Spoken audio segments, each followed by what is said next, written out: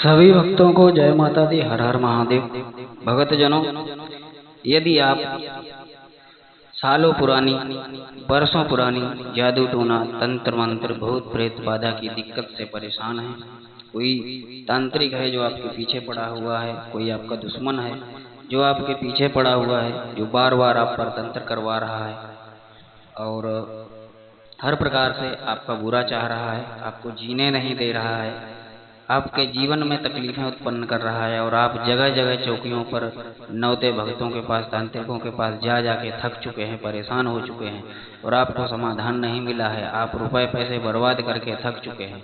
तो आज जो हम उपाय आप लोगों को बताने वाले हैं, उस उपाय को, उस साधना को, उस मंत्र जप को आप अगर कर लेते हैं इन नवरात्रि के 9 दिनों में, तो दोस्तों आपकी वर्षों पुरानी तंत्र मंत्र, भूत प्रेत से जुड़ी समस्या इन्हीं जो है 9 दिनों में खत्म हो जाएगी। ये मेरा पूर्ण विश्वास है, मेरा आजमाया हुआ स्वयं का किया हुआ प्रयोग है, वो मैं आपको बता रहा हूँ। ठीक है, इससे ज़्यादा सरल और अच्छा प्रयोग मुझे कोई नहीं मिला और इससे ज़्यादा ताकतवर शक्तिशाली प्रयोग कोई नहीं है, क्योंकि यह वह प्रयोग है जिस प्रयोग से समस्त शस्त्रों का नाश हुआ था, समस्त राक्षसों का नाश हुआ था और उन राक्षसों का विनाश हुआ था जो राक्षस समस्त देवी देवताओं को हरा चुके थे। उनका विनाश जो है इस प्रयोग से हुआ था। तो आज हम जो उपाय आपको विधि बताने वाले हैं, वह उपाय, वह विधि आप ध्यान से सुनिए। 9 दिन इस विधि को आप कर लीजिए। 9 दिन में ही आपकी बरसों पुरानी तंत्र मंत्र की समस्या खत्म हो जाएगी, भूत प्रेत की दिक्कत खत्म हो जाएगी, किसी प्रकार की कोई रोग, कोई बीमारी है तो वह नष्ट हो जाएगी और कोई जादू टोना करने वाला, तंत्र मंत्र करने वाला आपके पीछे पड़ा हुआ है, आप पर बार बार तंत्र कर रहा है, आपके घर पर कर रहा है, तो दोस्तों वह तांत्रिक का विनाश हो जाएगा, उसकी सारी शक्तियाँ खत्म हो जाएंगी और उसी का विनाश उसकी अपनी शक्तियों से ही हो जाएगा। ठीक है। दूसरी चीज, आप का घर कीलित हो जाएगा, सुरक्षित हो जाएगा, ऑटोमेटिक आपके घर में शक्तियाँ निवास करेंगी, दैवी शक्तियाँ निवास करेंगी, जो दोबारा आपके घर पर तंत्र नहीं चलने देगी और ना ही वो तंत्र आपके ऊपर हो पाएगा। नवरात्रों में साधना आप करें, उसके बाद इस साधना को आप अपने जीवन में जो है सुचारू रूप से करते रहें। जब तक आप ये साधना करते रहेंगे, आप मौज करेंगे, आप पर किसी प्रकार का कोई असर नहीं होने वाला है। अब आपको करना क्या है दोस्तों, नवरात्रि के जो अमावस्या होती है, सर्वपित्र अमावस्या, उसके अगले दिन से जो है नवरात्रि स्टार्ट हो जाते हैं।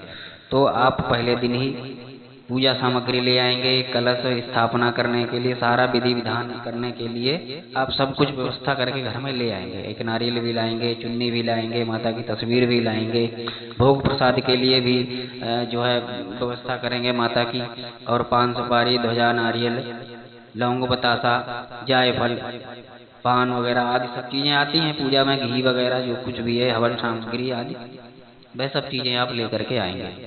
ठीक है। उसके बाद आप अपने घर में, घर के मंदिर में, उत्तर पूर्व कोने पर, पूर्व दिशा में या ईशान कोण में, आप जहाँ भी माता के मंदिर की, माता की चौकी लगाएंगे, स्थापना करेंगे, वहीं पर बैठ करके आपको ये प्रयोग करना है।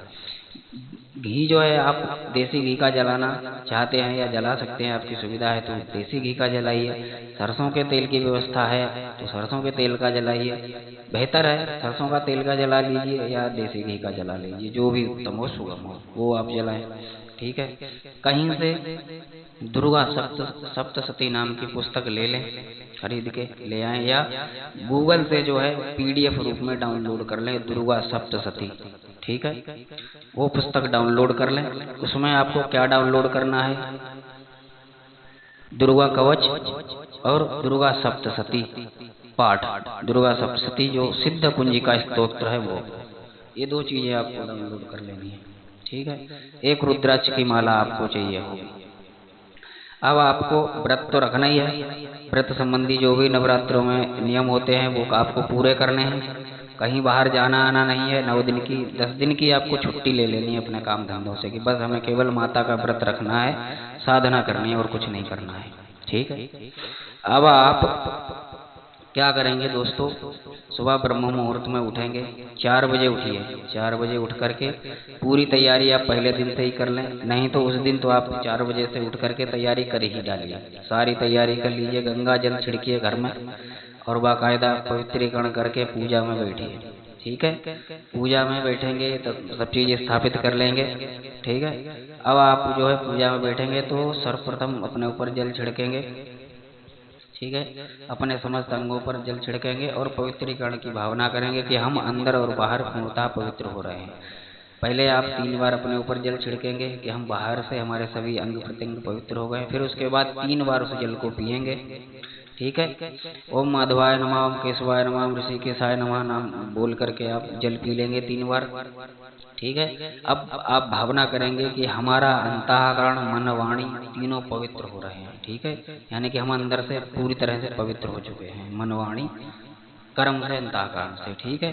अब आपको जो है अपने सीधे हाथ में जल भर के संकल्प लेना है। थोड़े से चावल रखने, एक फूल रख लेना है और थोड़ा सा कुछ बतासा एक रख लेना है अपने सीधे हाथ में और संकल्प लेना है। आपको संकल्प लेना है तो आपको संकल्प लेना है कि मैं, मेरा नाम यह है, मेरे पिता का नाम यह है और मेरे गांव का नाम यह है, मेरे जिला का नाम यह है, मैं यहाँ का रहने वाला हूँ। ठीक है। आज जो है ये तिथि है, ये नक्षत्र है, यह दिन है, यह तारीख है। ठीक है। और मैं ये संकल्प लेता हूँ कि अपने घर की समस्त प्रकार की जादू टोना तंत्र मंत्र विद्या को खत्म करने के लिए, शत्रु तांत्रिक को खत्म करने के लिए, अपने घर से भूत प्रेत बाधा को, बीमारियों को खत्म करने के लिए मैं ये नवरात्रि की 9 दिन की साधना करने जा रहा हूँ। हे माँ दुर्गा, हे माता महाकाली, हम पर कृपा करें, हम पर दया करें, हमारा ये संकल्प पूर्ण करें और हमारे घर पर जो नकारात्मक ऊर्जा, भूत प्रेत, जो दिक्कत है, जो समस्या है, उसको दूर करें। उसके प्रति मैं ये जप करने जा रहा हूँ, ये पाठ करने जा रहा हूँ, ये साधना करने जा रहा हूँ। कृपया ऐसे स्वीकार करें और मेरे संकल्प को पूर्ण करें, मुझे इस समस्या से मुक्ति प्रदान करें। ऐसा बोल करके वह आपको अक्षत, बसाता, पुष्प आदि सब वहीं पर छोड़ दे रहा है माता के चरणों में। ठीक है। इतना आपने कर लिया। अब आप जो है धूप दीप जलाएंगे, माता को तिलक लगाएंगे, अपने आप को तिलक लगाएंगे। ठीक है। गणेश जी की वहाँ पर स्थापना होती है, गणेश जी की तस्वीर को सबसे पहले गणेश जी को तिलक लगाएंगे, उनको धूप दीप करेंगे। ठीक है। तत्पश्चात आपको और ज्यादा कुछ नहीं करना है। इतना करने के बाद आपको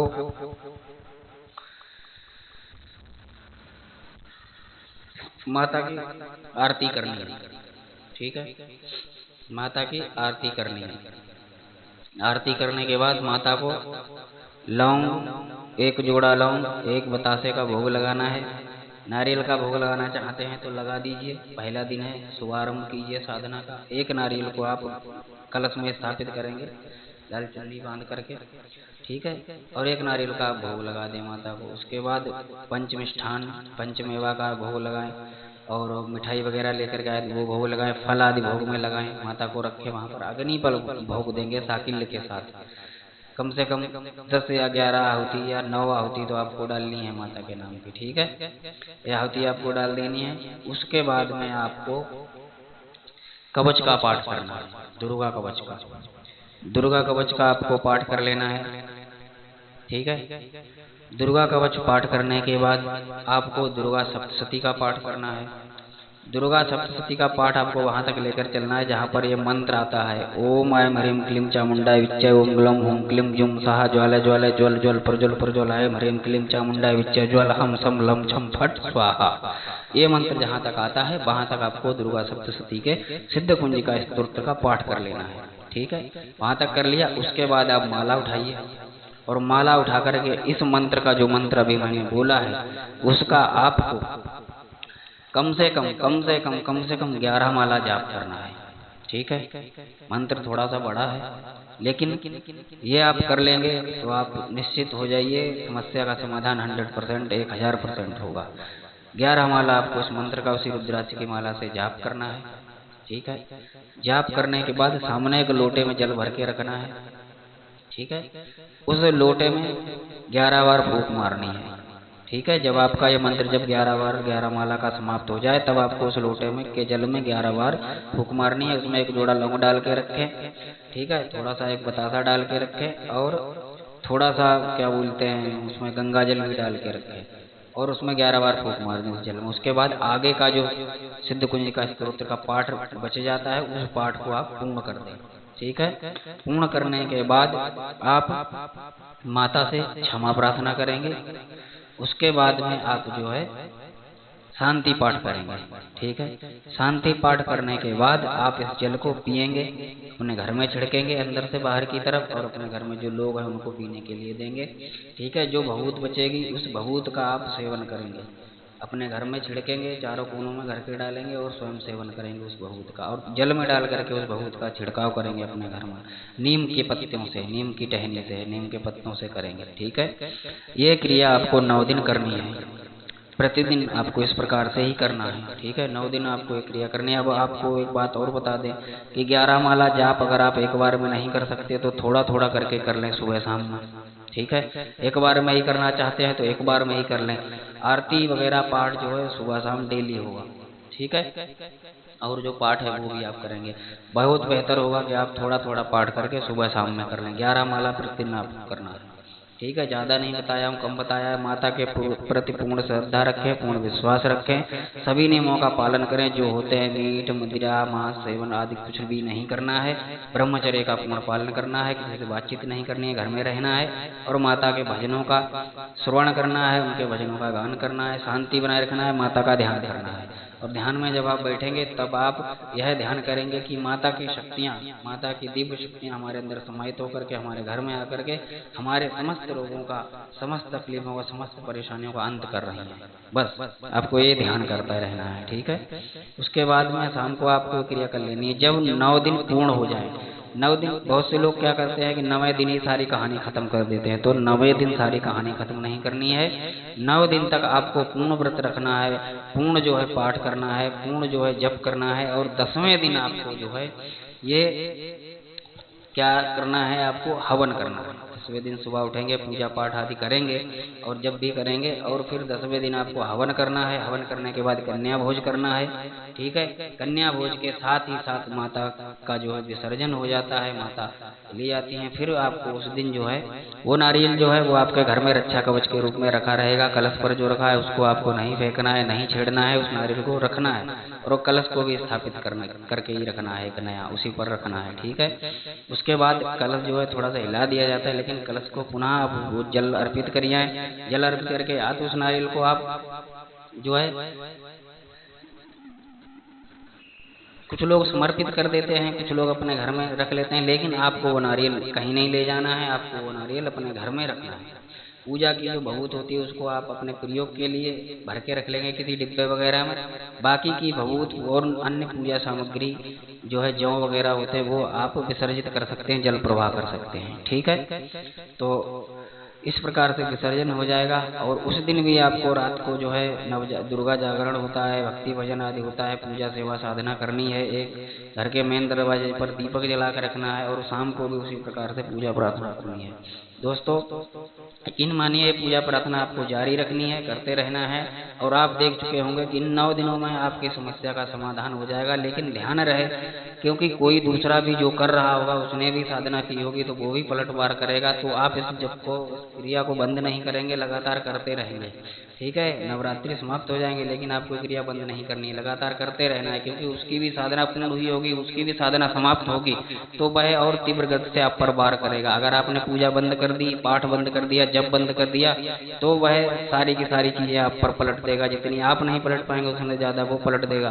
तो कतई बंद नहीं करना है जप वगैरह और पाठ वगैरह, वो आपको जारी रखना है उसी तरीके से, उसी श्रद्धा के साथ, उसी विश्वास के साथ। ठीक है। फिर आप जब 1-2 दिन बीत जाएंगे, 2-4 दिनों तक ये चलता रहता है प्रयोग जो है, नवरात्रों का माहौल बना रहता है। उसके बाद आप 2-4 दिन बीत जाए तब जा करके आप थोड़ा सा सांस ले सकते हैं। सांस लेने का मतलब ये नहीं है कि आपको साधना बंद कर देनी है, साधना आपको जारी रखनी है, भक्तिमय माहौल आपको बना लेना है, और आपको इन दुष्प्रवृत्तियों का त्याग करना पड़ेगा। कौन सी दुष्प्रवृत्तियाँ? आप सदाचारी बन जाएं, ब्रह्मचारी बन जाएं, और जो गलत तामसिक पदार्थों का सेवन है वो आप करना बंद कर दें। ठीक है। और जो माता का दिन होता है उन दिन आप जो है सहवास वगैरह से बचें। ठीक है, तो इन चीज़ों का ध्यान रखें दोस्तों। यकीन मानिए, मैं दावे के साथ कहता हूँ, ये साधना आप कर लेते हैं तो निश्चित ही आपकी समस्त समस्याओं का अंत हो जाएगा, समस्त बाधाओं का अंत हो जाएगा। तो कैसी लगी ये जानकारी कमेंट करके अवश्य बताइएगा। अगले वीडियो में आप लोगों से पुनः भेंट करेंगे, तब तक के लिए जय माता दी, हर हर महादेव।